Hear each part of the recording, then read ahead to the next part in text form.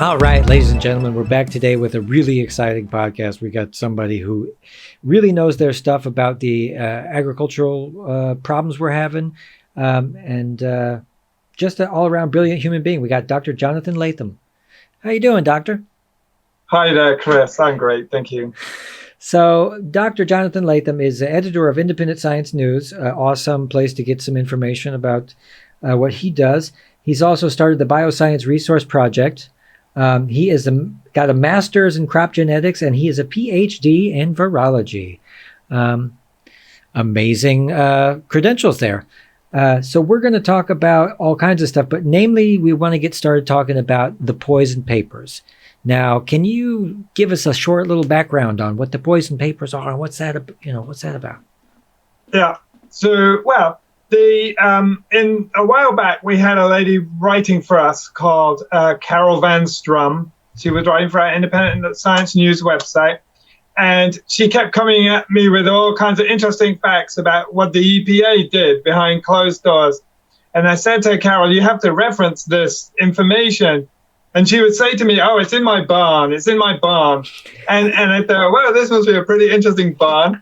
And so eventually, she never wrote all the articles for me that she said she would, because she didn't, she couldn't reference what she wanted to say, and I wouldn't run it if it wasn't referenced. So eventually we figured out that she had in her barn a couple 100,000 pieces of paper that were basically the products of litigation against the EPA. They were products of Freedom of Information Act requests. They were things sent to her by whistleblowers. And she'd been instrumental in getting 2,4-D or 2,4,5-T rather banned in the US, and Agent Orange discontinued, because she basically had been sprayed in her, basically her small holding she lived in Oregon, still lives, and her small holding was sprayed from the air, and she didn't know what by, but basically immediately afterwards, her animals became ill, her children became ill, they had nosebleeds, the fish died in the river, all kinds of terrible things happened. This is in the 70s. And she didn't put two and two together until subsequently helicopters came and sprayed all over again, and the same thing happened. So she decided there was something up. And so she contacted various government agencies to work out, what she'd been sprayed by, what the health consequences were supposed to be, and so forth. And she basically got stonewalled by the EPA and by everybody else. But it turns out that it was Agent Orange that she was sprayed with. And so so they were spraying this stuff in the forest. And for a long time they did, but eventually she teamed up with Greenpeace and various people to basically, she got enough information to have 2,4,5-T removed from the market because of the dioxins it was contaminated with. So this is the basic problem of Agent Orange, is it was contaminated with dioxins. So what she did in the process of going through that, she accumulated all these documents and became involved in court cases and became friendly with lawyers and so forth. So she had this massive trove of documents that nobody was interested in. But I could see that there was a lot of information in there that would be incredibly valuable. It should be in libraries. It should be available to everyone.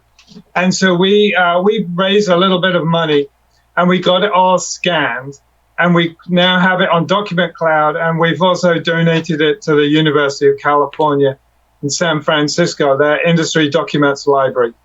Because the audacity of these kind of companies to do what they do. And it goes back a long way. I mean, she's been collecting documents that go all the way back to the 1920s. Yeah. So one way or another, she got some documents. Yeah, they were really old. Some really interesting documents, for example, that show the company's basically first experiences with dioxins. So the companies realized that sometimes when they made chemicals, the chemicals became contaminated with dioxins. And so, for example, there's a whole set of stories that's never been published in the papers, and we haven't had time to deal with. but basically how Dow Chemical had a chemical plant and they were making dioxins, and they basically by accident. They didn't intend to make dioxins. It's just a byproduct of the chemical reactions that they're running.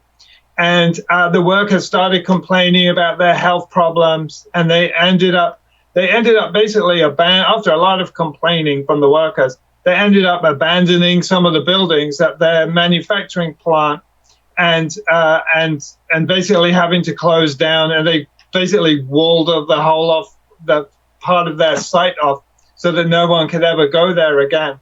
But in the process, they accumulated all this information. Like, they weren't explaining all this to the EPA.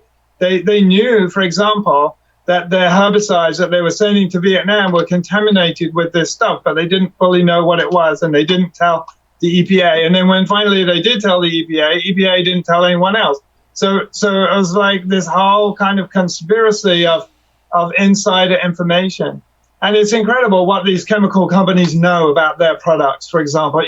They would maintain for years that they knew about no health problems. And yet, for example, they would put animals into the houses where the workers were working, and they would see that the animals died. So they know that there's something was up, right? And then for example, they would clear out the litter from those that those animals had been using. So basically, you put some mice or some guinea pigs into a cage, and you put them into the building where the workers are housed, and then you take them away, and you start with a new set of animals to see whether the contamination's gone away or whatever. And what they discovered was that even the contamination of the contamination was enough to kill the animals. So they knew that what they were dealing with was something that was toxic in microscopic quantities, like so small quantities that you couldn't even measure how much was there. Jeez. And so, of course, they turned it right over to the military to say, hey, this kills people. Can you use this? I mean, they already were making it. They were already making this stuff basically, when the Vietnam War started, they had a small level of production of Agent Orange. And what happened was the military all of a sudden turns into this huge market. So they ramp up production, and they turn all the nozzles right up and stuff, and try to crank it out as quickly as they can. And that's when the really major problems start, because they change the manufacturing process to make it. So you can basically tweak the manufacturing process to have more or less dioxins. And dioxins are really things that you really don't want. I mean, the EPA has never set limits on dioxins in products, right? Even to this day. And yet, even in the 1980s, they were talking about how dioxins were as toxic as plutonium. And plutonium is basically, it's just like there's no safe dose of these compounds. Plutonium is a toxin and is radioactive as well. And they're comparing the two substances as basically like for like. But they've never, so they admit all this in the Poison Papers documents, is there in minutes, right? That the EPA admitted all this, and yet nobody has ever written about this, nobody has ever covered it, and so forth. But we know about it. We have so many projects, and we're doing so many things that we don't have time to delve into all this stuff sometimes. Mm-hmm. But it's all there in the documents. And there's plenty of other people who work in science who will corroborate this story. That Dr. Elaine Ingham came on and told us how, Monsanto's products are absolute sterilants and are absolutely just devastating for soil health and everything like this. So, and we already know. So where is the bleed over into, we have this byproduct, and now we go and spray it on the Vietnamese, but then we want to incorporate it into insecticides and herbicides and stuff like this. So what happened there?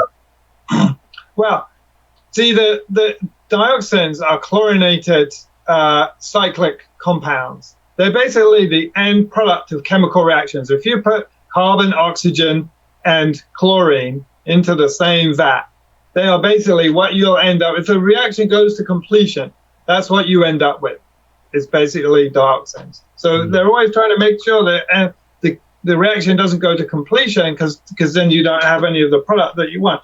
But of course, it's a stochastic process, and so basically what you end up isolating. When you're trying to make something like paraquat, that is a chlorinated ring compound, you're going to end up with dioxins as contaminants.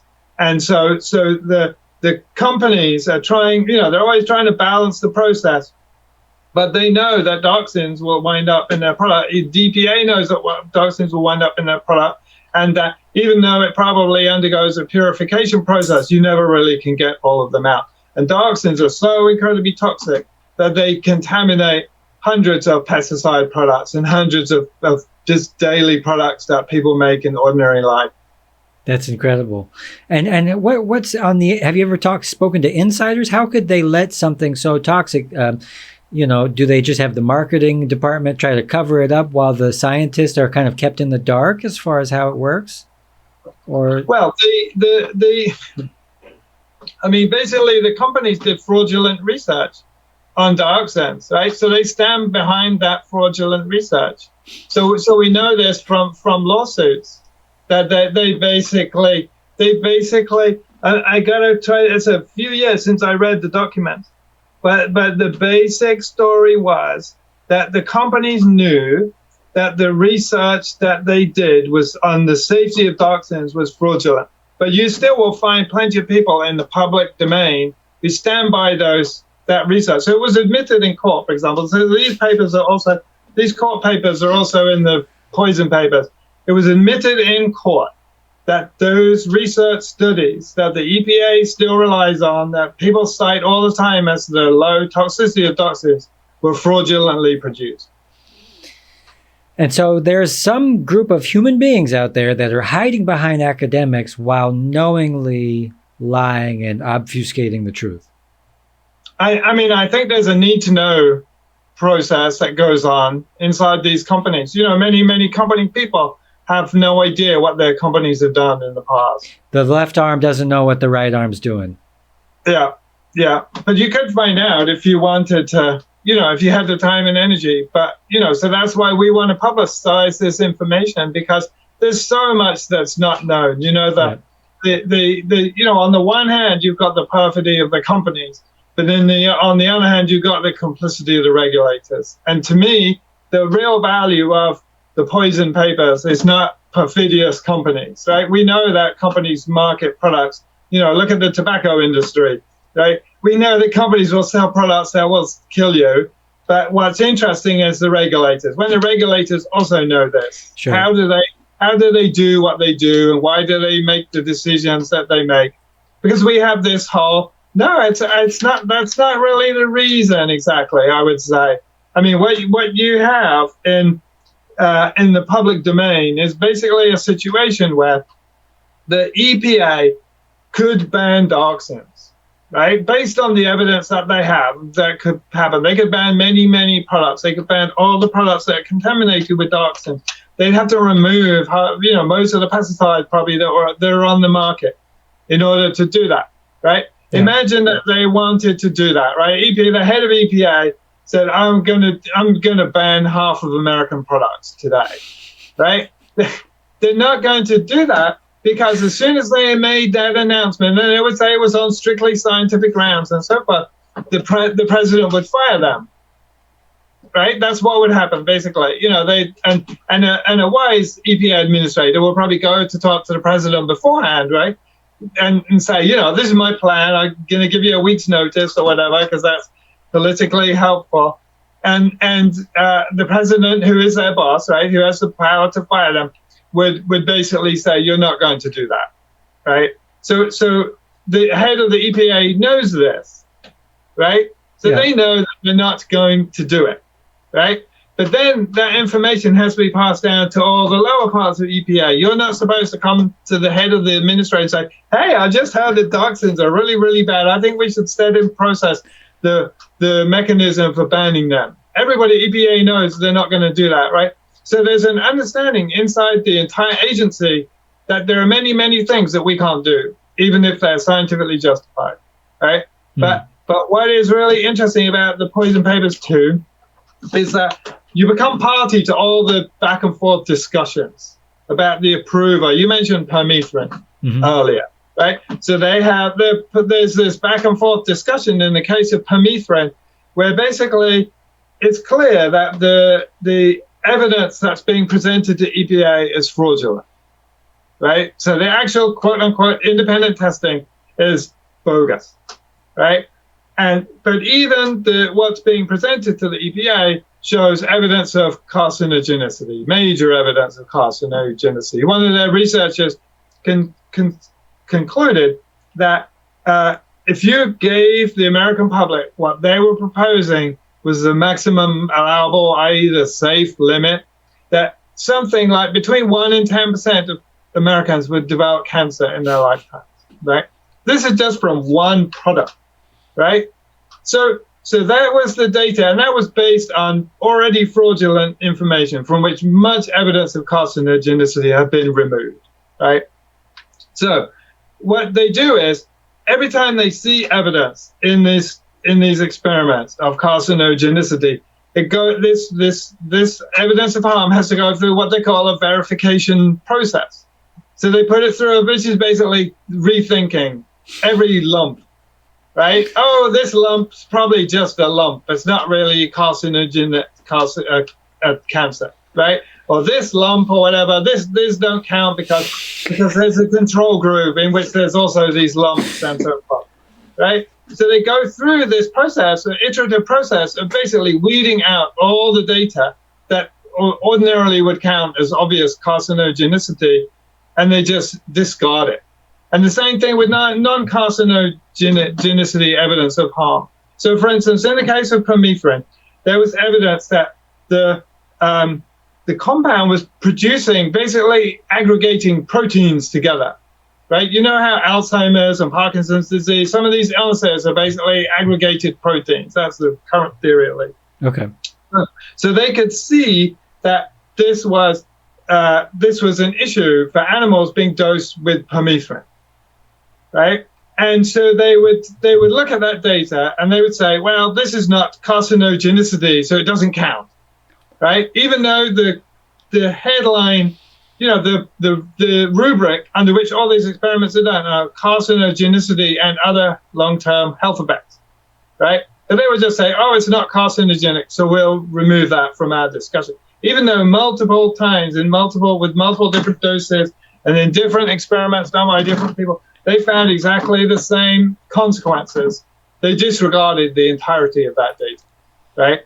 So they basically weeded out, and this is an iterative process. So it's like, at the lower level, certain things are weeded, the fraudulence of the study is weeded out. Then at the next level, various like gross irregularities and differences between the controls and the treatment groups are weeded out and so forth. So you go through this iterative process in which slowly, every single thing is weeded out until the final report that comes out is basically permethrin is completely safe, right? And so it gets put on the market as being completely safe, even though the most respected toxicologist is writing to them and saying this is going to give people between 1 and 10% of people cancer, right? By the normal standards that we have, right? But there's no company involvement in this.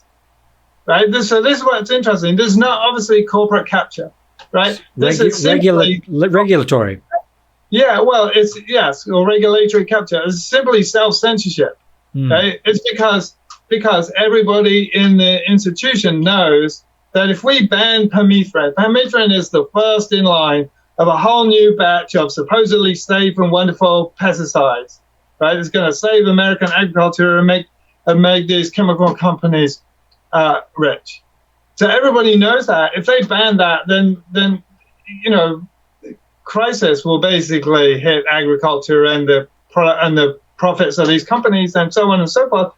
And we're going to have to go up against them in Washington, right? So at the final analysis, everybody knows this. So they all know that they have to bury all this data, and they all find ways of basically not telling their boss, because it all happens, it's all siloed. Right? They all find a way of not telling their boss that they found a carcinogenic lump or hazards of other kinds. They all just kind of, gently whitewash it away with all these kind of weasel words. And so all this evidence of harm just disappears. That reminds fascinating insight into the regulatory process. Sure. And it reminds me a lot of the insurance investigators who go on and try to pick apart truthful situations where this person needs this operation or something like this. And they say, oh, well, it looks like you had a period once, so you say that you had a pre-existing condition and you lied to us, and so we don't have to pay the deductible and stuff like this. So retracting truth in order to save money. So is this a case of economics over public safety? Well, obviously. So what's the motivation? You say this is a regulatory capture thing, but I'm saying it's not. Oh, it's not. So what? Saying explicitly that it's not it's not what people call regulatory capture, right? Regulatory capture is like a revolving door, where like Monsanto's person comes and says, "We're not publishing this." Close the door and throw it in the bin or whatever.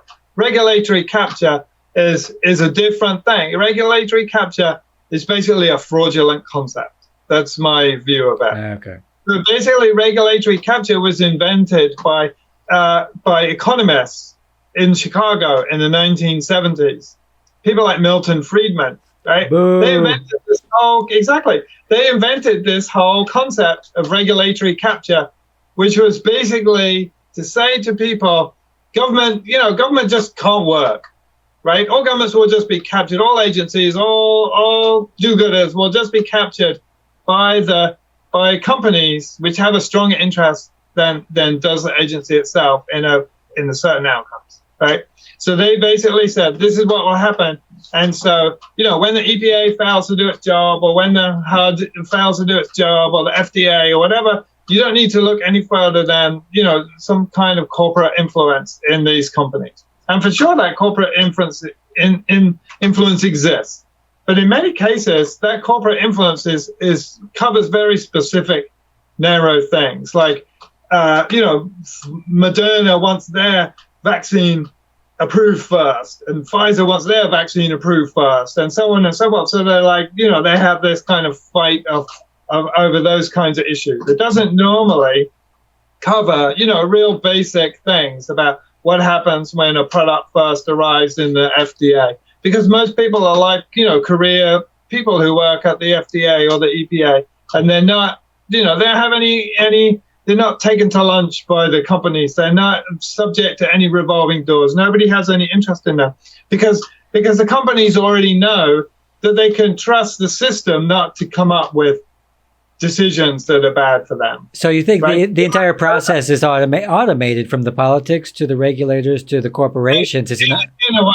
In a way, yeah. So you don't need to invoke any kind of mysterious corporate capture process. No conspiracies. But you do have this puppet show. You do have a puppet show, right? Because when Exxon complains about the EPA regulating CO2, or Monsanto, doesn't get their product approved as quickly as they want, or some pharmaceutical company, they all have to say the dastardly EPA, FDA, whoever it is, right? They're holding up, stopping our profits, they're holding up business, they're over-regulating, they're protecting, as the nanny state, whatever. Anti-commerce.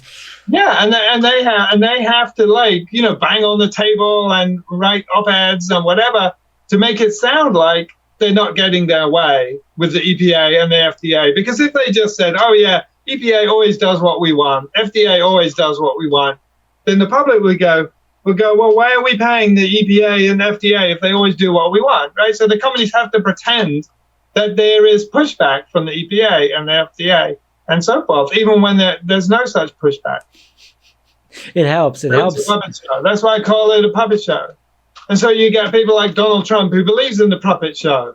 So he'll replace the person who runs the EPA with somebody from the oil industry, and everybody will go, well, it doesn't work anymore, because the EPA is being run by the oil industry, therefore there's no puppet show anymore. Right. And so they're angry with Donald Trump. They don't want that. They want the old system where this environmentalist runs the EPA and pretends to do this and do that and be very rigorous. Trump is so stupid, though. He doesn't know how to keep a secret. He'll just make it obvious. He doesn't even know there's a secret. Do you know what I mean? He's just fallen for the game. Yeah. for the puppet show. But so is everyone else. Like, he's not the only person, Sure. right? You know, his background is real estate or something. It's not chemicals or pharmaceuticals or whatever. And I don't think people even on the inside of the pharmaceutical industry or the chemical industry, for example, really have thought through the whole puppet show thing. Yeah, and the puppet show. I mean, the puppet show exists in many facets, and it's also starting. The curtains being pulled back as we speak on democracy and the illusion of the free press. You know, we can't sit around and pretend like we have freedom of speech and freedom of the press at this moment. So, I liked it better when it was still an illusion and I was still buying it. You know. Yeah, that's right. So many things have changed since we started publishing our stuff, you know, and I look back to what I was doing 10 years ago or 20 years ago, and I think how naive that was. But it's partly, you know, that as things fall apart, the mainstream media has to apply more spin. Yeah. Right? They just have to do that. And, you know, it was easy for the people who control the press, you know, the big companies and the CIA and the political parties or whatever, they could kind of take a back seat and they could kind of, you know, let some things through and so on and so forth. You know, so there'd be Watergate investigations or whatever, you know, things were allowed through. Whereas nowadays that stuff is more threatening and the secrets are bigger and the problems are greater and so forth. That it's harder for them to let more stuff through. So then they have to apply more pressure. It feels like that we have been a little bit locked up to where the consolidation of news media and all kinds of things it's worse than it's been before. And also, the social fabric is coming unglued. And that's why we see also this increase in police budgets and stuff like this, the militarization of the police since the 1970s. This is the symptoms of a failing empire. Yeah, I mean, it's the militarization of everything, right? You know, you have the pandemic response run by a general, and you have, you know, like militarizing everything. Yeah. Yeah. So, and that's where we're at. But we go back to the olden days. So when these pesticides started coming on the market, they knew that they were harmful. Are there parallels to that with other industries that knew that their product was, like, for the oil companies, or, you know, is this just standard practice for science in corporations? I mean, we're going back quite a long way. I mean, there's a long history of the pharmaceutical industry knowing that they were producing harmful products. Right? You know, they were making stuff from tar and weird substances or whatever. And, you know, they knew that things would kill people. And the chemical industry knew, you know, for example, in the 1920s, that they could make things that were lethal. And so they are, you know, some of them knew, for example, when Dow had their problems with dioxins, they called a meeting of, like, the U.S. chemical industry, like a secret meeting of the chemical industry, to say, basically, you know, we're having problems with dioxins as being produced in our compounds. How is it for everyone else? But what they did first was they went to the German chemical industry, because the German chemical industry is the granddaddy of all of this, right? And so they you know, they would first write to them and say, you know, what's been your experience of making these chlorinated compounds and so forth? And the Germans were kind of like write back these kind of sheepish letters. Yeah, we had this terrible spill and we covered it up and this and that and people died and whatever. But yeah, you have to be really careful. Sorry, we didn't mention that earlier. That kind of thing. Nice. And for everybody out there who maybe doesn't know, that Merck is a German company who has invented MDMA, ecstasy, among other things, but it also you know, supplied some of the gas that they needed to gas people in concentration camps and stuff. They pretty much were the chemistry lab for all horrible things done during that time. And from the 1920s on. So, and chemistry is one of these things where they're constantly telling us that this is for the good of humanity. This is for to alleviate suffering. But ultimately, doesn't it always end up in some kind of poisoning? I mean, there's no way, right? And you've got dioxins, for example. Dioxins are a classic thing that we could discuss for a long time because, they're not biodegradable, right? The only thing that destroys dioxins needs to be sunlight. Wow. Right? Or extraordinarily high temperatures. Like if you run an incinerator at a very high temperature, then that will destroy dioxins. But if you run it at anything less than a very high temperature, it will create dioxins. Right? This is one of the big problems of incinerators. Is like, in principle, they're regulated based on the idea they run at very high temperatures, but running at very high temperatures is costly and not necessarily easy to do because you're adding all this wet stuff and you're adding all these complicated materials that don't necessarily burn very well, that are very variable, so on and so forth. So you have dioxins often produced by these incinerators. And so dioxins have several properties, one of which is to be virtually indestructible, which means and the second part is to be fat soluble.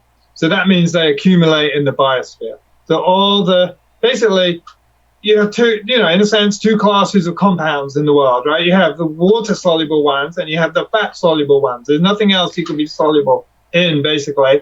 But all the fat in the world is in organisms, right? There's no other place. So if you produce a substance that is fat-soluble, it will migrate into whatever the nearest fatty substance is.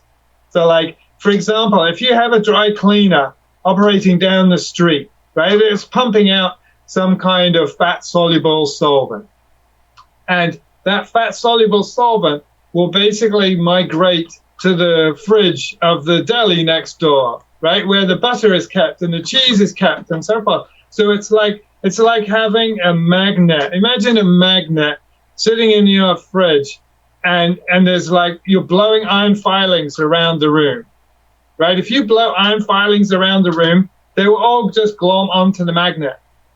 Right? Wow. That's what happens. And so all these fat-soluble toxic substances migrate into the nearest fatty substance. Which right? is sometimes living beings. Which is always living beings. There's no other fatty substance that exists, right? Because either it's a stick of butter, which is about to be eaten by a living being, and once you eat it, then it will stay in you, won't come out. But then it's also, but the other thing is just the regular living being. If you're in a room with a source of fat-soluble solvent, and there's an air quality issue or something like that, all of that will migrate into your lungs, right? Basically, if you and the room and the source of the substance are the only things in that room, then it will all basically move into you. So these substances. So that general rule pertains for the whole biosphere, right? Basically, all of these fat-soluble compounds migrate into the nearest organism and then pass up the food chain and end up in people. And the beings who are at the very top of the food chain, of course, are breastfeeding babies, right? So they end up with the highest dose of all. God, it's horrible. And so for all the toxic compounds that are water-soluble, too, we're also not safe from. Yes, we're not necessarily any more safe from them. But the point about those is that they will go into the ocean, basically, or to the clouds or whatever. They don't migrate into organisms specifically. They just become background contaminants. So it's the fat-soluble ones that bioaccumulate that are the real problems.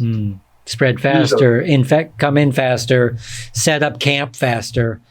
Man, that's disturbing. And the thing about permethrin, too, is very scary because I've had to use permethrin for some stuff I went through. But so tell me a little bit about this. In 2014, there was an Ebola outbreak. Is that correct? Yeah, in West Africa. Yeah. You're talking about our latest article.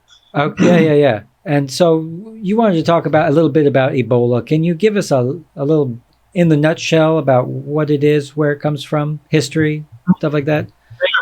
So the what's the right word for this term? But the nutshell version is that Ebola virus has traditionally been found in the Congo Basin, right, which is basically Central Africa. In 2014, there was an outbreak of Zaire Ebola, which is the species that really kills people, that infects people.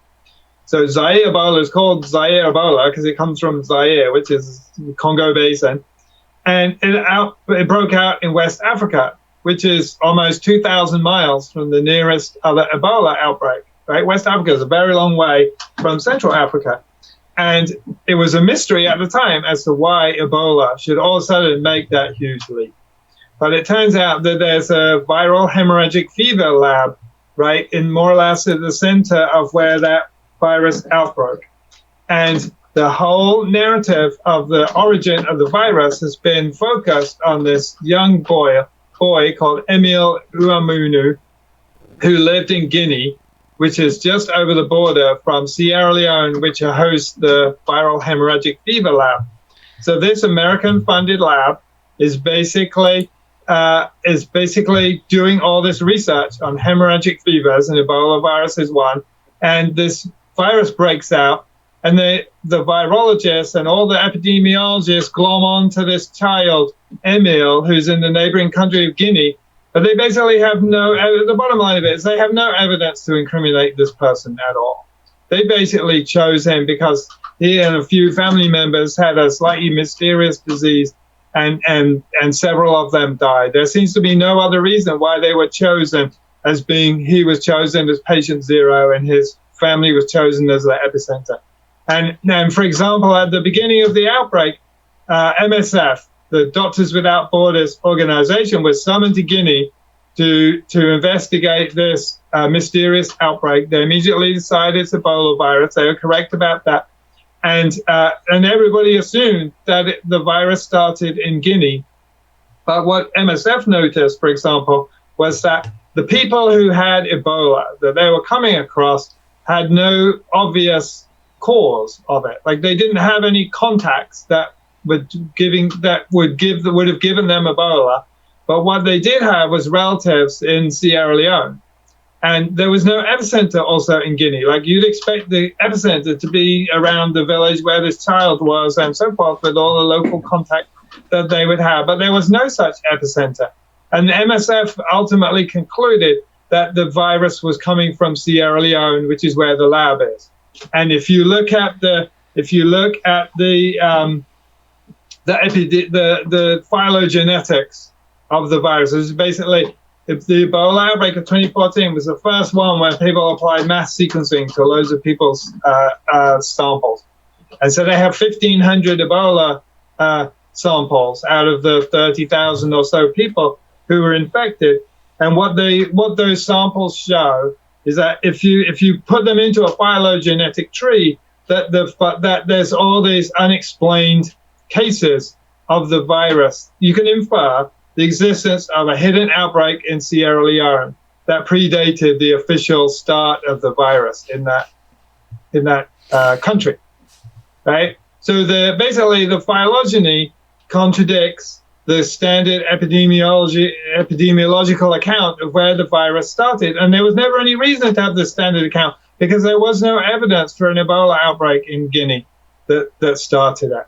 So, for example, there's a research paper which basically went to the village where the boy was sick. And they claimed to interview people and to collect firsthand evidence. But they had no test for Ebola. There was no evidence that the child had Ebola, that any of his family members had Ebola, no molecular testing, only the say-so of these researchers, which contradict his death certificate and so on and so forth. But also they did tests of bats looking for Ebola. They looked at animal samples. They collected all these animals to try to work out if there was Ebola in the region. Every single test they did was negative. So they basically had no evidence. But the paper opens with a definitive statement that Emile Uamunu was patient zero of the virus. And the whole global media ran with the story of the virus began in Guinea with this 2-year-old boy who played with bats, who wasn't, in fact, 2 years old. He was only 18 months. And his father says he never had Ebola virus. Right? So even though they claim to be based on all these interviews, the father even today told Reuters that he didn't have Ebola virus. So there's basically no evidence for the standard narrative, and it looks like the virus actually came from Sierra Leone. So we got to talk motivations for bending the truth on something like this? Yeah. What would be? The people who do the phylogenetic studies are the people who work for the Viral Hemorrhagic Fever Consortium lab in Sierra Leone in a town called Kenema. So the people who work at the lab are the people doing the studies, claiming that it came from the country next door, right? So there's a clear conflict of interest, right, on their part, because they're going to be blamed for 11,000 deaths and 30,000 cases and a economic and social disaster in West Africa, which is what the Ebola outbreak was. Which in reality, I mean, this is maybe it comes from some kind of incompetence or something like this. But if nobody's to blame necessarily for these kind of microscopic little enemies we have, diseases and. Well, yes, but they were not supposed to be working on Ebola, even though they call their lab a viral hemorrhagic fever lab. They claim to be working on Lassa fever. So they had no reason to have Ebola virus at that lab, right? So, firstly, no one wants to be blamed for an outbreak, even if it did escape. But they've never claimed they had Ebola there. But they did claim after the outbreak, for example, that Metabiota, which is the company that was commissioned to basically do virus detection and do contact tracing and so forth. The Viral Hemorrhagic Fever Consortium accused Metabiota of culturing Ebola virus at the lab, right? And this is like BSL nothing lab, right? This is the company is culturing Ebola virus and taking blood from patients and trying to grow up cells and so forth. You have to wonder what went wrong, what went on before the outbreak too, right? But I mean, nobody in their right mind would culture Ebola virus in a BSL nothing lab. Crazy. Maybe for military purposes. Well, the military is the elephant in all these rooms, right? Yeah. Because most of these researchers are collaborating with the military or getting military funding, so on and so forth. So like the military is kind of like is running the pandemic pathogen show really at the end of the day. Because when it comes to Ebola, for example, Ebola is a classic example.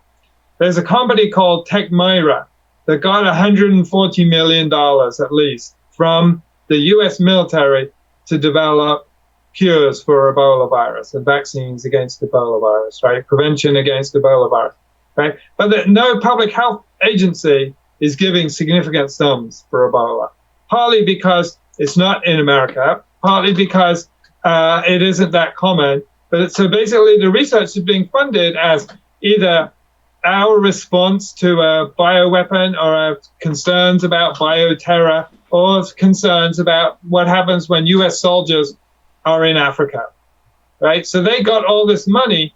And for example, the U.S. military one time gave a contract to a company to basically gave them $800 million to develop a treatment for anthrax.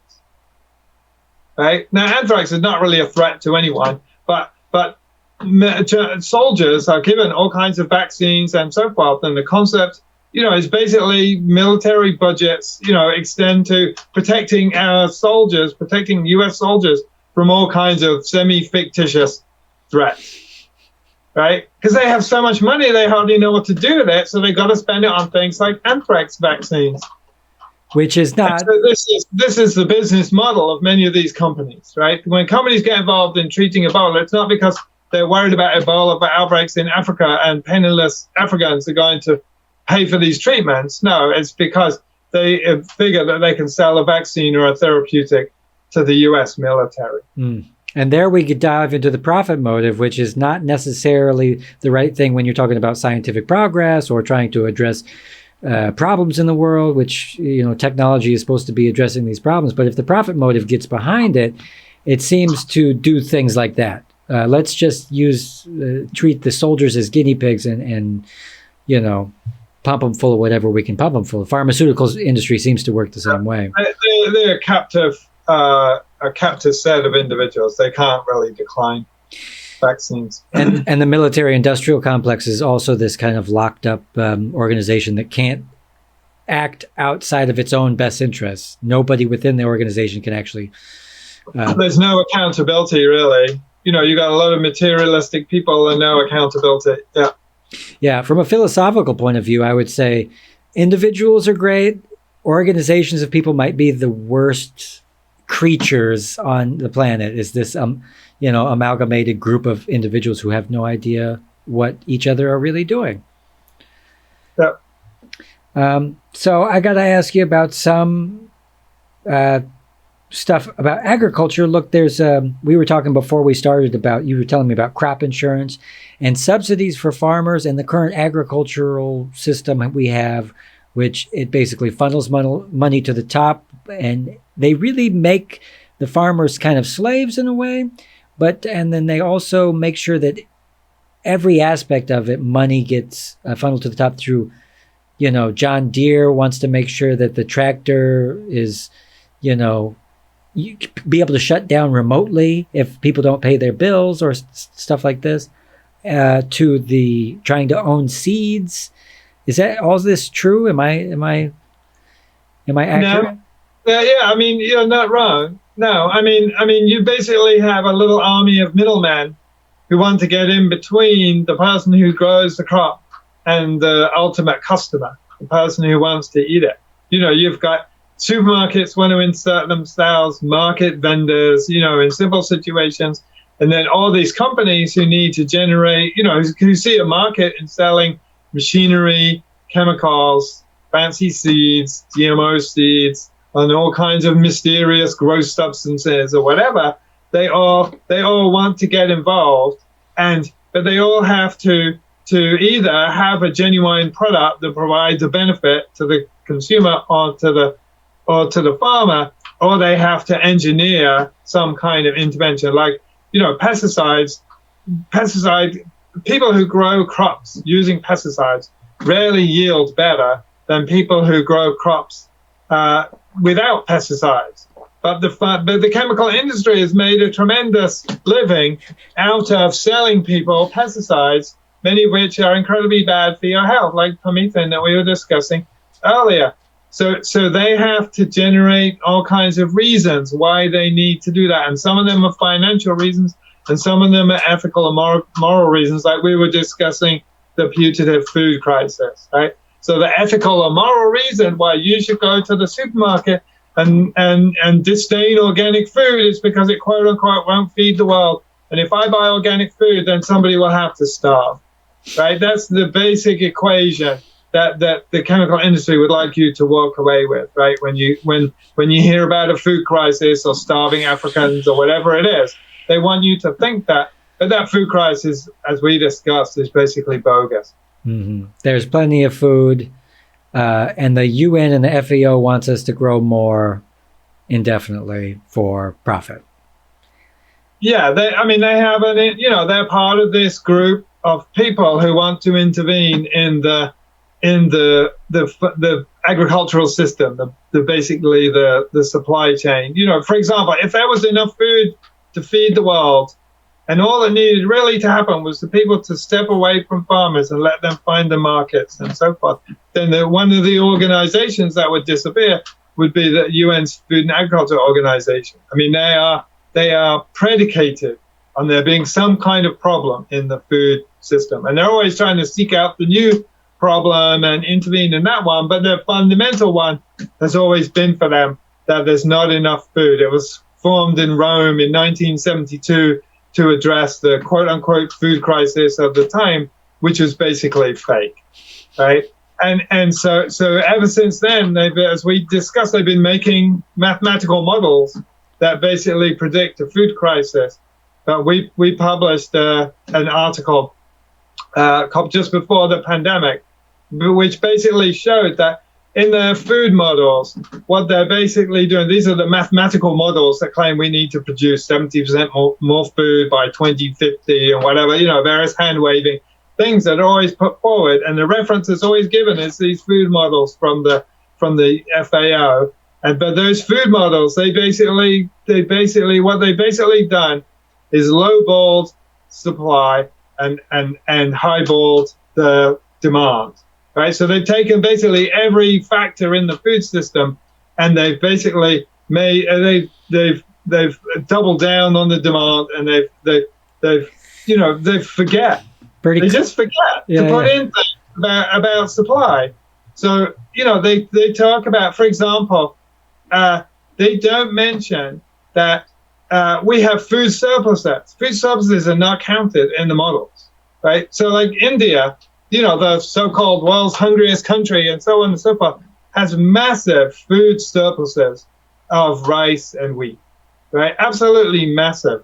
And so this is a country, it's the most population dense country with the least, some of the less productive and less efficient agriculture and not great weather and terrible monsoons and whatever. And so as I was saying, from this unpromising situation of, high population density and not that productive agriculture and not so great soils and so forth, India easily feeds itself, right?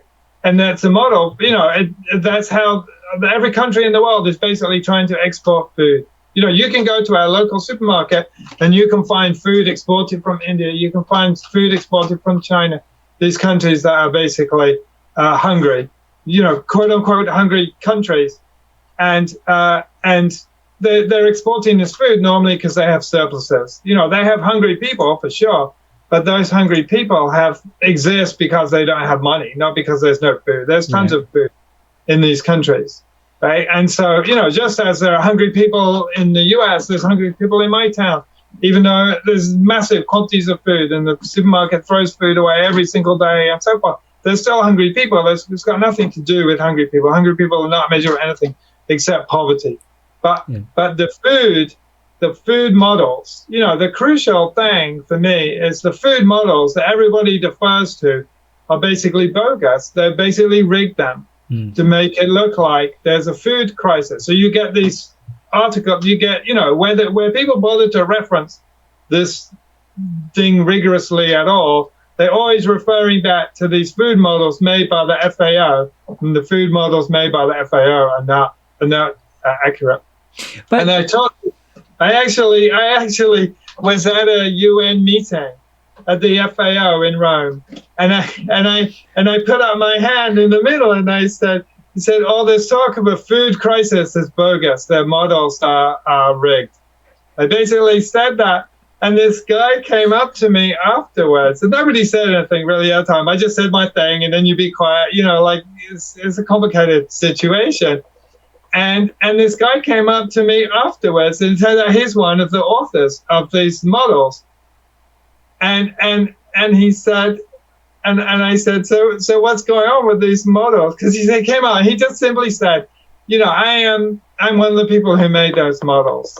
And I said, so why what did you think about my comments? And he basically said, this is the answer people want to hear. It's basically what he said, right? So once again, these are groups of academics who, because they want to be published, because they want to be a part of that organization, they do what they're told to do.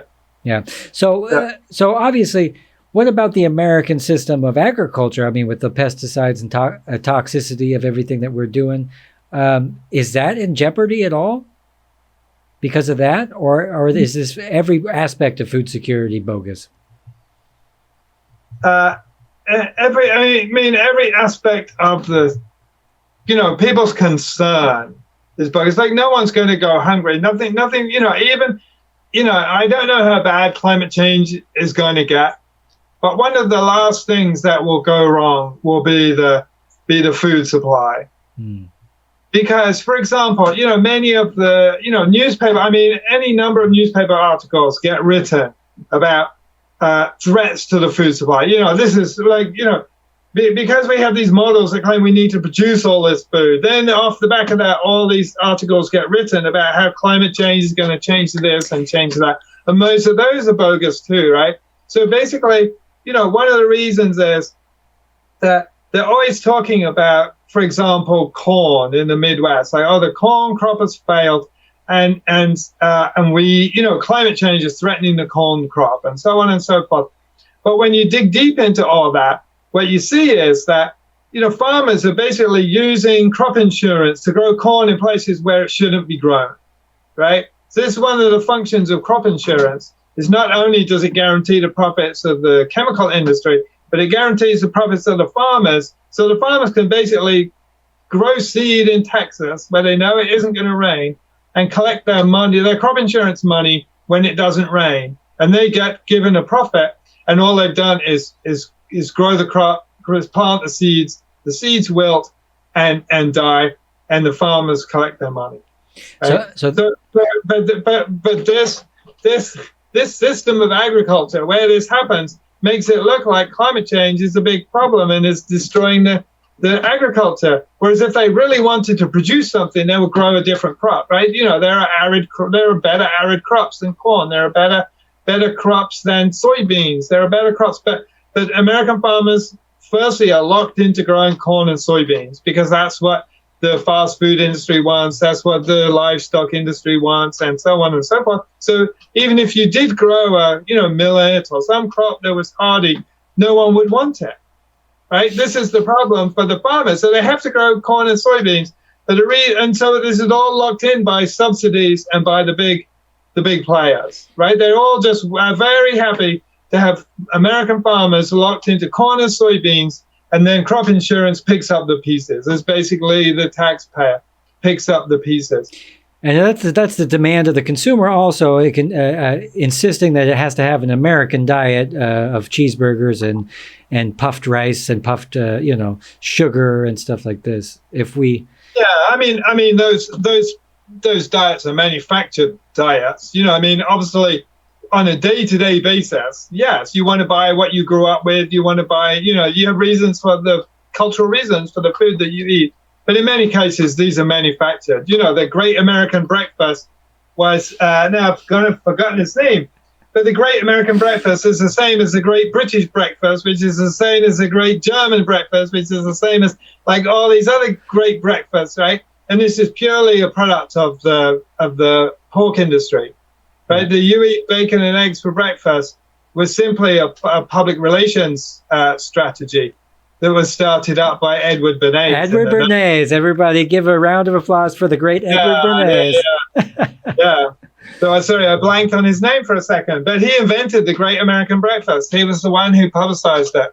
Yeah. I just went and saw the documentary that Adam Curtis made, The Century of Self, and he basically goes into his whole existence and taking propaganda and using it on Madison Avenue.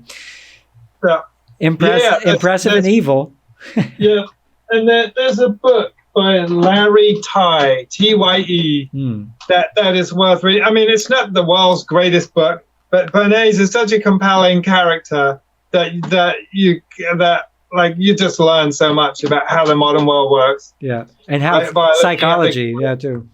Well, both, basically how companies hook into people's psychology to sell them products.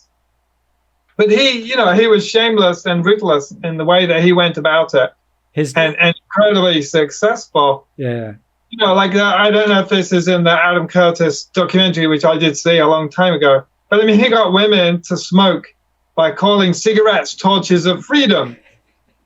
Right? Like in the 1920s, women didn't smoke. But when they became symbols of feminism, as soon as feminism appeared, they introduced cigarettes became the symbol of feminism, and any self-respecting woman started smoking cigarettes. And they didn't before that. It was considered to be uncouth if you were a woman and you were a smoker. Yeah. That in the documentary? It's a Century of Self. There's that story in it. Yeah. It also, he has an interview with his daughter or maybe his granddaughter or something, and she said he would just call everybody stupid. He thought, oh, those people, they're just stupid. It was his favorite word. Yeah. Everything was smart. Yeah. Well, that's next time you come on, it'll be a whole conversation about this. What really intrigues me is propaganda and the ability to sell ourselves out to, poison companies or whoever. We're basically poisoning ourselves, and we're just happy as can be about it. Yeah. Yeah. Well, Before I go, I wanted to see if you knew anything about the Genetic Literacy Project. I mean, obviously they're a corporate front group, and it's composed of people who are basically long-term shills for the chemical industry and the tobacco industry and so forth. I don't have, we've written about them in the past, but it was such a long time ago that I haven't. I know that they make fun of us and they don't like us and they reprint their articles to make fun of them and so forth. But they're basically genetic determinists, right? Like the thing about genetic literacy, right, is that genetic literacy is a genetic determinist idea, right? It's like you have to understand that you're the product of your genes. That's what they want basically everybody to understand. And what's interesting about that subject is that genetic determinism links together all, many projects of our civilization, right? And I would argue it's actually the fundamental project of our civilization. So if you go back to, if you study Native American Indians or whatever, they did not believe really in any concept that was similar to the kind of genetics that we espouse today, right? They basically believed that every person was an individual that changes from one minute to the next and is basically free to develop and be the person they want to be, right? And that is a kind of a beautiful ideal, right? The ideal that we have in our society is that Prince Charles is king by birthright. If you're born middle class, you stay middle class by birthright. If you're born upper class, you stay upper class by birthright. If you're born as a working class or a slave, you stay there by birthright, right? It's a system of social control is ultimately what it is. And so the genetic literacy is about trying to expand that project, right? It's been a 10,000-year project, right? To basically take people who believe that they're free to be whoever they want to be and turn them into clones, right? That is the fundamental project of our civilization, right? And it was, I'm blanking on his name, the famous Greek philosopher who pointed this out, right? He has this thing called the myth of the metals. And he basically said, what a great society it would be if you could convince everybody that they were either gold or silver or bronze, right? And that the people, there'd be no arguments anymore, right? Because the gold people would always lean on the silver people, and the silver people would lean on the bronze people, and the bronze people wouldn't even fight back because they're bronze people, right? And so he proposes this as like a social mechanism of social control. And it's part of a dialogue, right? And in the dialogue, it says, but no one would ever believe something as stupid as that, right? And but now we believe it. You'd be surprised, yeah. It's true. We totally think it's true. But in Greek times, that was not a thing. But now we have a class system, which is basically it. Yeah, this is the backbone of consumerist, capitalist. Everything is built off that. That's my argument. Yeah, from the monarchies and the medieval times to what we have today. Yeah, but it goes way back. It's part of the Abrahamic religious tradition. Right? So it's in the Bible, right? Okay. So if people normally trace genetics back to Darwin and so forth, but in the Bible, right? There's after the creation myth, there's then a whole list of who begat who. Right. I got to that part, and that's when I fell asleep.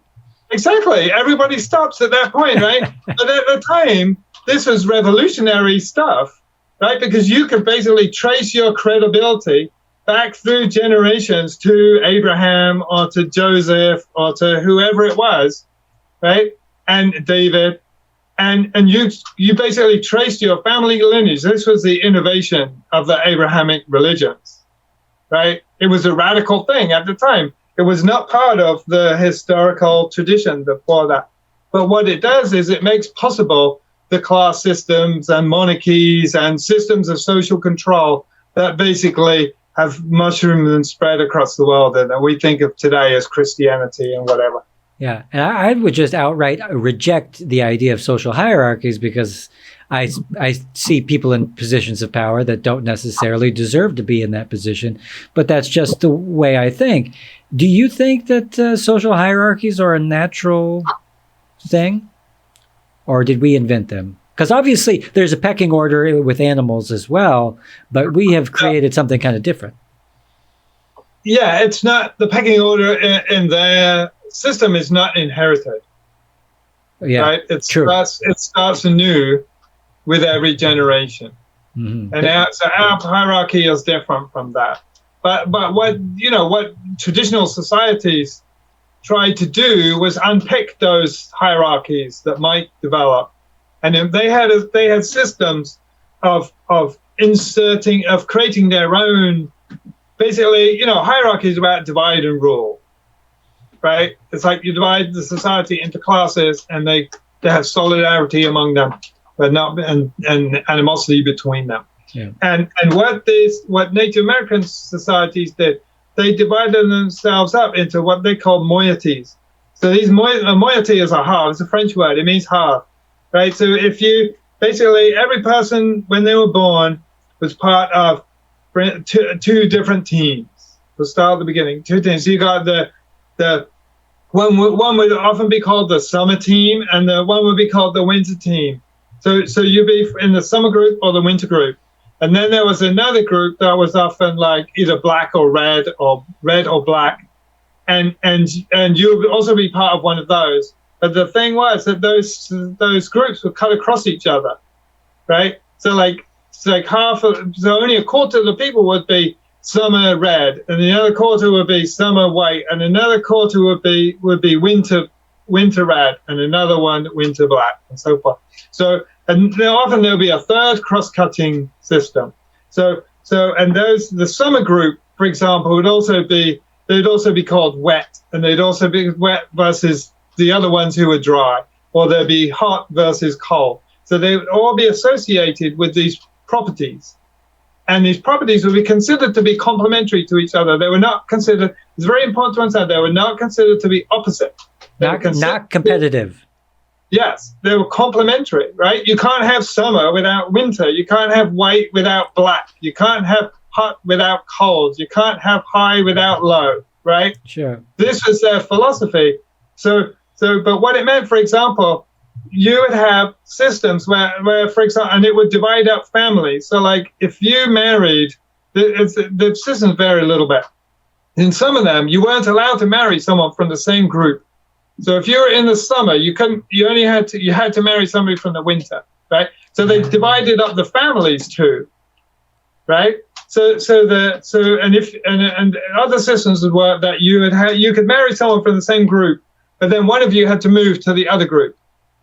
Right. So this is a way of dividing up all the people, but in a way that in a system that is non-hierarchical and cohesive. Right. So it's cohesive and organizing and non-competitive and complementary all at the same time, because they realized that people would fracture. If you didn't do that, people would fracture along, factional lines or whatever, according to some political thing, or they follow one person and not another person, or one family and not another family.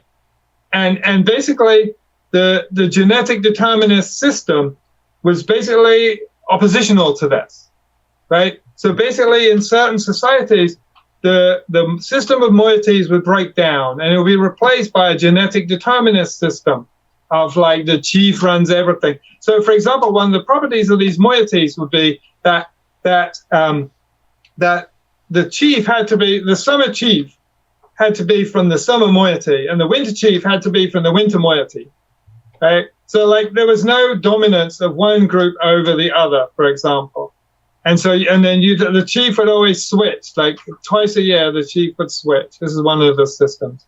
So like they had this very, very intricate system of organizing society to be cohesive, because basically the way these groups were is that you have to imagine that if you're part of a Native American community, you could always, you're a Tewa You could always go and join the Sioux if you wanted, or you could go and join the Navajos or whatever if you wanted. These groups are not exclusive. So if you didn't have a system of holding people together, and if the people didn't treat each other well, and the societies would they would disband and disappear, and people would go to other groups, right? So there was a powerful reason why they had to be cohesive and why they had to be nice to each other, for want of a better word, right? Yeah. And so whereas we have this system of like passports and borders and whatever, and we no longer have to be nice to the people who live in our country because they can't leave. So was it a white Western European thing that we started these hierarchies? Well, what happened was that the moiety system broke down in various places. Okay. Right, you can see that they broke down in Central America with the Incas and so forth, and you can see that in certain parts of Native America they also broke down, but they mostly broke down in the Fertile Crescent. Right, that was the first place they probably broke down. Right, interesting. So that all those societies that was kind of like the first place that it happened, and that's partly because that is the I think there's two reasons why it happened there. One is, people didn't get to North America until 15,000 years ago or so. And all those societies that migrated across were all based on moieties and so forth. And so you see these moieties. So moiety systems exist all over the world, except in places. When anthropologists started traveling around in the 18th century and 19th century, they found these systems all over the world, and they did not know what to make of them. Anthropologists no one would tell you what I'm telling you now, basically. They did not know what to make of these societies, right? They did not understand them. But so Levi Strauss, for example, he thought that moieties were systems for avoiding inbreeding, right? Which is basically a genetic determinist interpretation of what these moieties are. He didn't understand them as grand philosophical systems or whatever that basically created cohesion and stop inequality and so forth, right? So he didn't, that's where anthropologists come from. White Western anthropologists can only think like a white Western person. I'm afraid that's just pretty much how it is.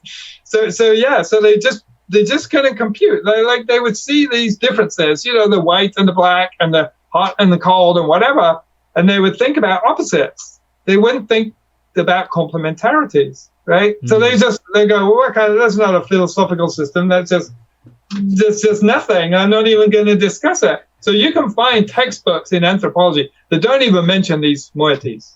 They're not even don't even exist, or get one paragraph. Yeah, I would argue they were the entire basis of their philosophical and political organization. These people are savages because they don't have a ruling king that exactly. oppresses them. They don't have law courts where people have a right of appeal and stuff. Yeah. That's clever. And that's because they had a chief who was not their ruler really anyways. Yeah. Right?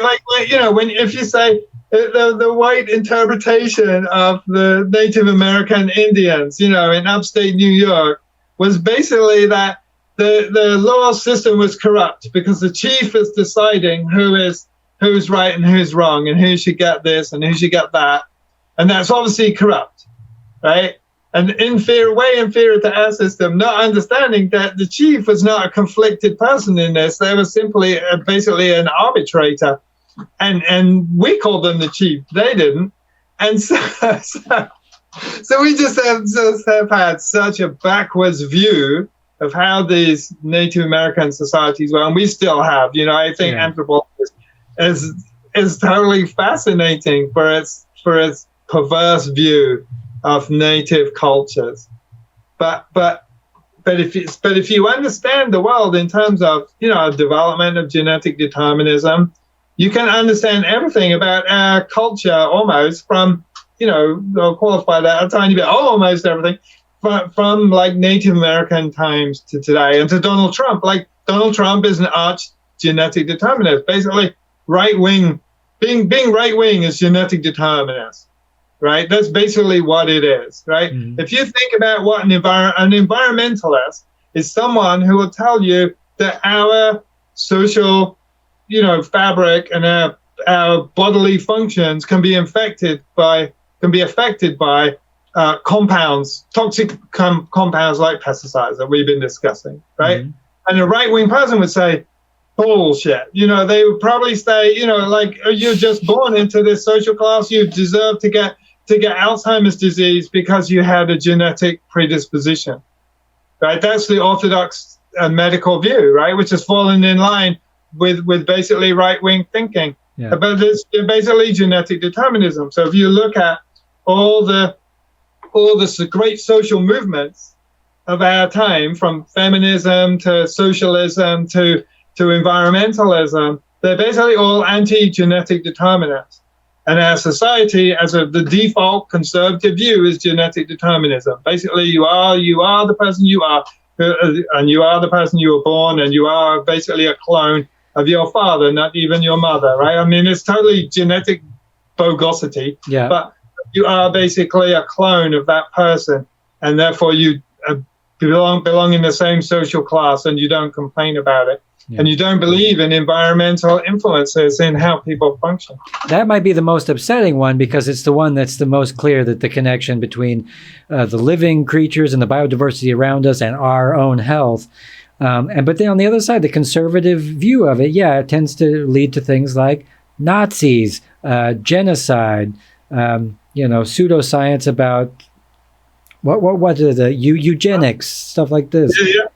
All based out of this idea of multiculturalism is bad, or diversity is bad, when in reality it's our diversity that keeps us safe and alive and immune to a lot of horrible things.